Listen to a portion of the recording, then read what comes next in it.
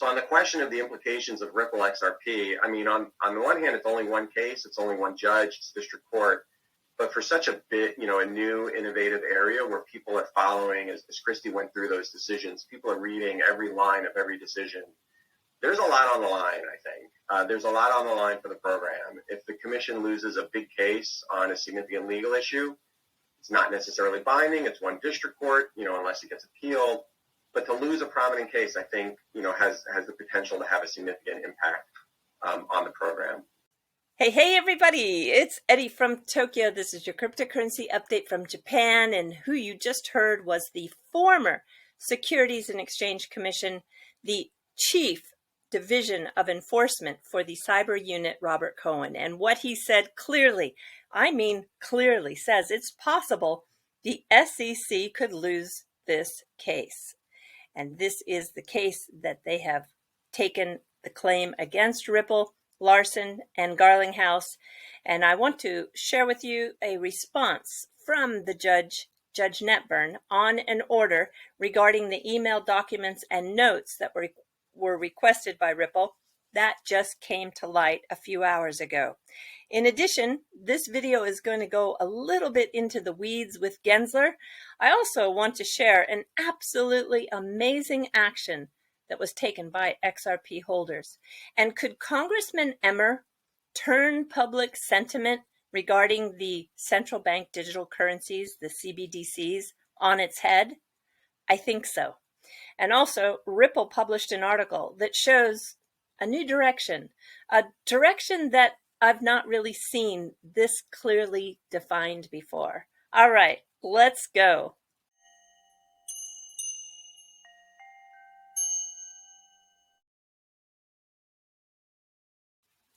All right, everybody, we have really some big news that just broke about 5 hours ago. And if you remember, Ripple requested the SEC to produce certain documents that were claimed to be privileged by the SEC. They didn't want to show them. Well, the judge came back and she has granted in part and denied in part. Ripple wanted these documents to challenge the allegations that Larson and Garlinghouse were reckless in believing XRP was not a security, and also that Ripple was on fair notice.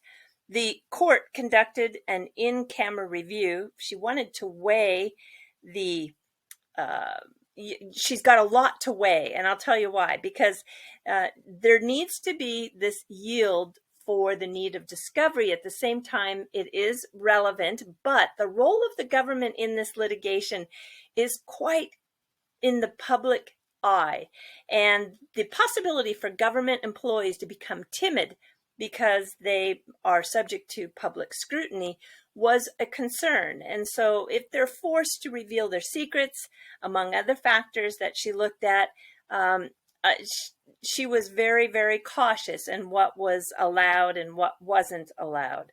And interestingly enough, many of these notes were handwritten notes, which surprised me. I just imagined they would be more in a professional document style manner, but a lot of them are handwritten notes. The meeting notes with Ripple and SBI, the judge found that they are privileged, so they won't be able to be shared. But Hinman's speech considered his personal view, if you remember, so that is not protected.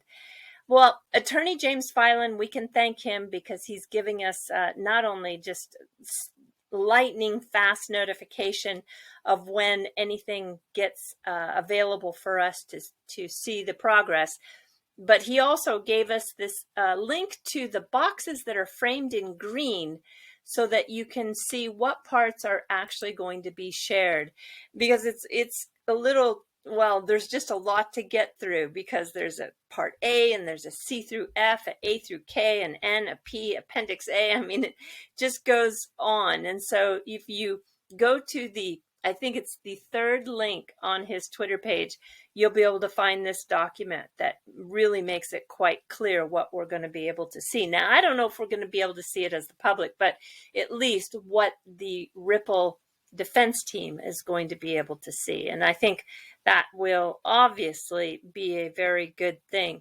So the last summary paragraph in her 23-page explanation of how she came to decide what was going to be viewed and what was going to remain privileged. It said that the SEC is further ordering the SEC, to review its privilege log and produce previously withheld documents for this order. So I think there's a chance that there's still going to be additional docs coming, which, yeah, it should be, of course, anything that is revealed is a positive thing for the Ripple team. All right, I want to play for you a clip from Gensler's speech. This speech was on the 4th of November, and it's a speech that everybody knew about, but nobody really had heard, because I happened to stumble on the actual video yesterday, and that video only had 4 views. It was full of high-profile attorneys, even one from Perkins Coie, and also Christy Littman was on the panel. She is the current chief cyber unit. And so I want to tell you, this is a very, very interesting part of his speech. Have a listen.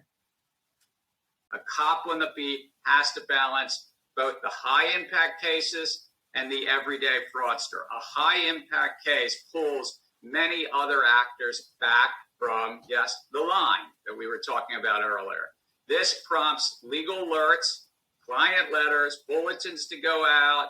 Compliance departments, lawyers, and accountants change internal procedures as well. Such high impact cases are important. They change behavior. They send a message to the rest of the market, to participants of various sizes, that certain misconduct will not be permitted. Now, some market participants may call this regulation by enforcement. I just call it enforcement. This was Ripple's General Counsel Stu Alderoty's reaction when he first read the speech. It's a good one. It's a very good meme. I want to read the second of a 4-tweet thread that he says that his speech says a high-impact case pulls many other actors back from the line. Does that sound like regulation by enforcement to anyone else? Of course it does. The SEC intends that the mere filing of a case chills behavior, regardless of whether they are right on the law or the facts. Absolutely. I mean, the thought of trying to regulate this space by ruining the retail investor who is holding, and we're talking thousands of retail investors, and the confusion that it has caused the market. And look at the devs, the developers who are in the technology. They are scared to death to innovate now in the United States, which puts America in a position that can't be competitive. I mean, nothing makes sense at all. Zero. The only thing I can think is that there are some legacy banks in this particular arena that are trying to keep things the way they have always had it. And also it's a power grab to make sure that they can continue to enforce and disgorge people. And of course, they want to regulate to a point where it's going to regulate us out of innovation and make us so that we can't compete globally. But, also too, if you're going to regulate this to the point where it slows everybody down and chills everyone out, what in the world are, these people who are put into a position that's appointed as a protector?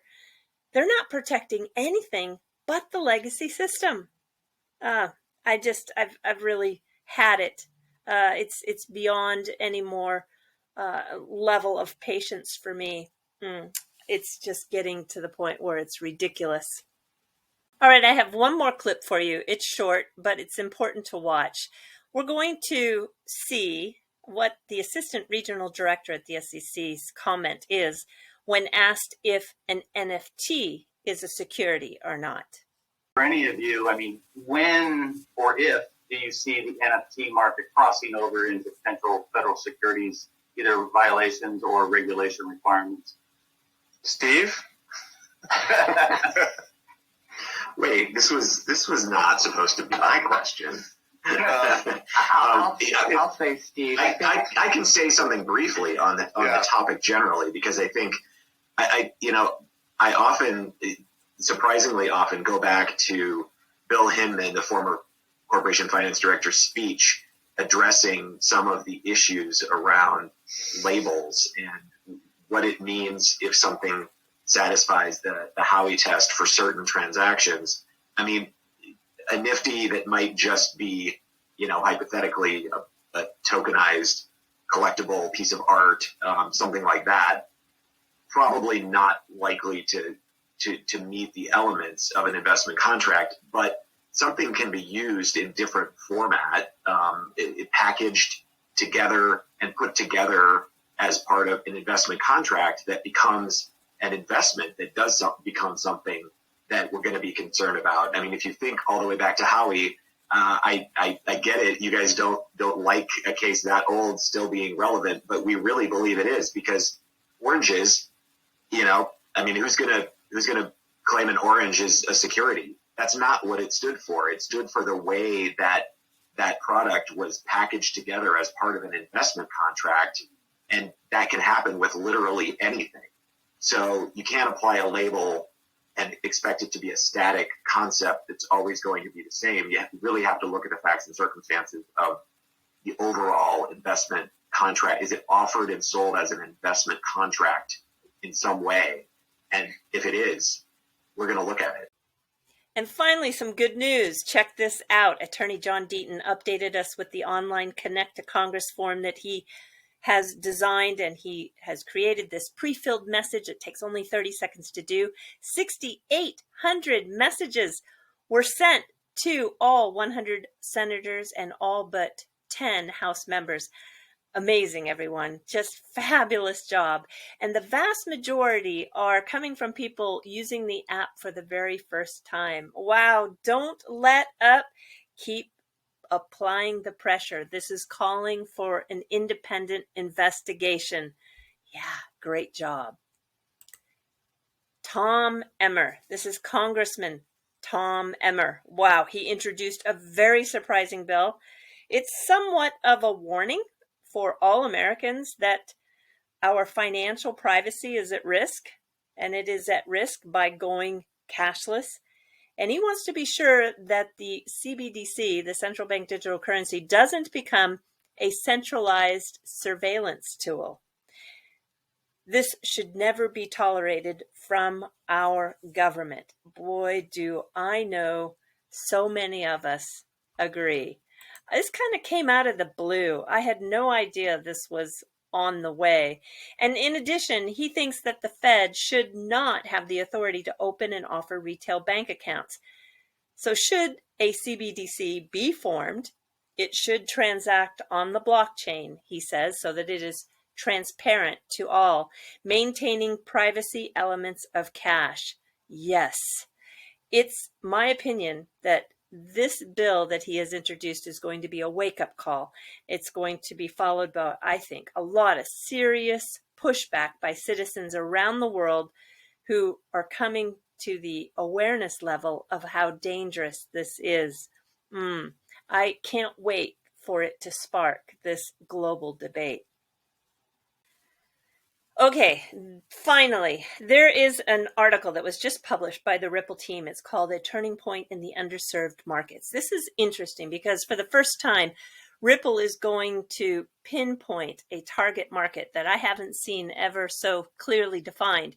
They talk about the term gray market, that might conjure up images of nefarious players exchanging cash in shadowy alleys, it's written. And in reality, the gray markets have become an unfortunate necessity for those who lack the financial resources to operate within the traditional payment system.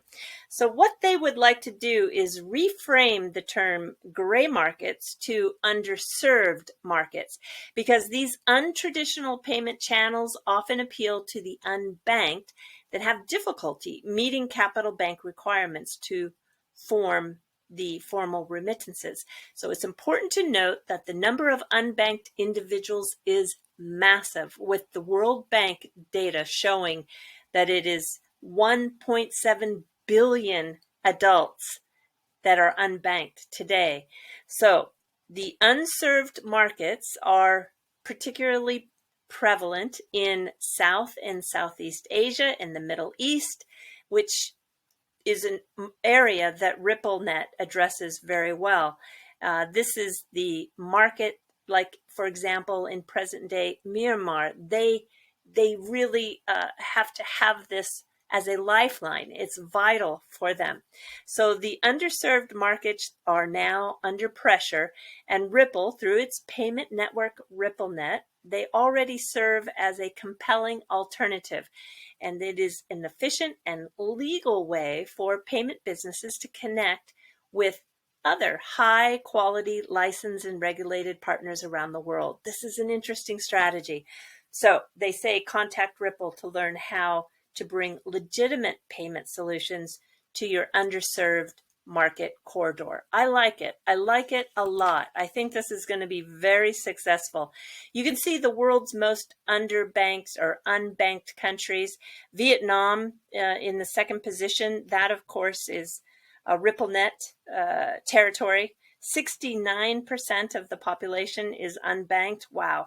Egypt sitting in that third position, 67% are unbanked. Yes, RippleNet is there. We have the Philippines, 66% unbanked. ODL is there. Mexico, 63% unbanked. And ODL is there. So we've got these really rich regions like the Middle East and Africa where 50% are unbanked. South Central America, 38% unbanked. And the Asia Pacific region, which is really where RippleNet is strong and ODL is growing, 24% as a whole are unbanked. So this is a very, very great strategy. Before I jump to the fluff, I want to tell you that it was announced today that I'm one of the liquid advocates. Yes, I'm joined by three of my good friends, King Solomon, Kevin Cage, and XRP Darren, and we are going to bring you really fun information and education on the world of fractionalized ownership for collectibles. This is the tokenization of the world, everyone. This is going to be a very exciting space. They do an amazing job to curate really high-end, rare collectibles so that you can have a chance to partake in the ownership. Because, gosh, quite frankly, those high-end collectibles are very expensive. And if you want to get a jump on things, go to liquidmarketplace.io and sign up to get their newsletter, and you'll be really poised to receive their announcements, which will be plenty, and I think it's going to be very, very fun. So it got me just kind of looking at some collectibles today. I popped on Christie's, which have catalogs. I love to look through the catalogs. I have never bought anything from them, all of which are usually just out of my league in terms of price. But it's fun to look at what the expected price will fetch, what that item will fetch, and then also to see the final hammer price. I really enjoy looking through that. And what I did find, which kind of surprised me, are 4 bottles of whiskey that come from Japan. This comes from what they call the Little Kyoto on the west side of the country called Kuruizawa. And it's very quaint there. It's very traditional. They do make some wonderful single malt whiskeys. I'm not a whiskey drinker, so I don't even know anything about this, but the price of the final price of 20,000 was like, wow, I must be collecting the wrong things. So if you were to think that this could be fractionalized in terms of the ownership, well, then it becomes much more of an entry level that makes sense. At least for me, it does. And then I just got to hopping around one of the Suntory websites, which is making the single malt whiskey called Hibiki. Hibiki has got a real global following. They're very, very popular. And what I found here is, let me see if I can do this again, this 360 free virtual tour. Very, very cool. And when you go in, you just pop on one of these round dots to get yourself positioned. And then on the wall, when you do find something that has a red target, like graphic, you can then, and it's in English too, you can then listen to a brief description of what you're looking at. In October 1923, construction of the Yamazaki distillery began. As the story goes, a huge still, 5.1 meters high and weighing around 2 tons, was carried by boat along the Yodo River, slowing crossing the Tokaido railway track in the middle of the night. Overcoming numerous difficulties, the Yamazaki distillery was completed in November 1924, the fruit of Shinjiro Torii's desires and efforts, and for the first time, a fire was lit under the still. Kind of interesting, huh? Yeah, you can even go upstairs. Anyway, I think this is a really fun site to explore. I'll put a link to it in the description below. And then if I were to just have you put in your mind what a Japanese rice paddy looks like, I want to share with you one of the newest Tanaka Tatsuya's miniature photographs that came out today. So this is very typical. You'll have the patties here that are divided between these elevated walkways or pathways. Some, are so that you can go to the house. Oh gosh, I really just made a mistake there, didn't I? Some will take you to, let's see if I can do that, to areas so that the patty can be tended. And yeah, so just kind of put this visual in your mind. And now have a look at what Tatsuya-san did. He uploaded this. It's so great. This is a very typical everyday rush mat. And he's transformed it into a rice paddy. And the rice paddy has a lot of surprises. Even this Kumamoto bear popping up out of the weave.